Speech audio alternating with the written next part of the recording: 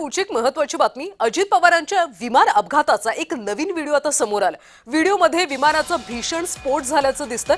विमानाच्या स्फोटानंतर परिसरात धुराचे लोट पाहायला मिळाले। बारामती तालुक्यातल्या गोजुवाबी इथं 28 जानेवारी रोजी सकाळी 8:46 दुर्दैवी विमान अपघात घडला होता। या दुर्घटनेनंतर परिसरात एकच खळबळ उडाली होती। उपमुख्यमंत्री अजित पवार यांच्या निधनाच्या बातमीने गावकऱ्यांचं आसपासच्या परिसरातल्या नागरिकांनी तात्काळ घटनास्थळी धाव घेतली होती। विमान कोसळल्यानंतर काही क्षणातच विमानाला भीषण आग लागली। आगीच्या ज्वाळा उसळत असतानाच अचानक एक जोरदार स्फोट झाल्याचं प्रत्यक्षदर्शींनी सांगितलं आणि या स्फोटाचा थरारक व्हिडिओ आता समोर आला। जळत असलेल्या विमानातून मोठ्या आवाजात स्फोट होताना स्पष्टपणे दिसतंय।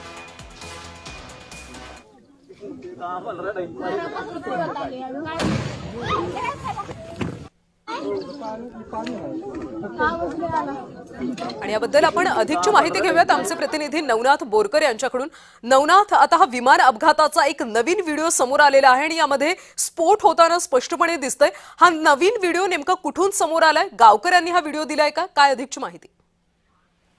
नक्कीच कल्याणी 28 जानेवारीला अजित पवार यांच्या विमानाचा दुर्दैवी अपघात झाला होता आणि त्या दरम्यान गोजोबावी या ठिकाणी ज्यावेळेस हा विमान कोसळलं होतं त्याच दरम्यान काही तेथील गोजोबावीतील काही नागरिक जे होते त्या ठिकाणी पोहोचलेले होते आणि त्या दरम्यान त्यांनी त्या ठिकाणचा व्हिडिओ आपल्या मोबाईलमध्ये चित्रित करत असतानाच त्या ठिकाणी स्फोट झाल्याचा आपल्याला त्या दृश्यामध्ये पाहायला मिळत आहे। एकूणच त्या गोजोबावी येथील एका मुलीने जे आहे त्या घटनास्थळी गेल्यानंतर मोबाईल चालू केल्यानंतर तो व्हिडिओ चित्रित केलेला होता आणि त्याच दरम्यान चित्रित करत असताना तो स्फोट झालेला आहे। ते पळत असताना देखील आपल्याला पाहायला मिळत आहे। एकूणच गोजोबावी येथील एका मुलीने तो व्हिडिओ चित्रित केल्याचं आपल्याला पाहायला मिळत आहे।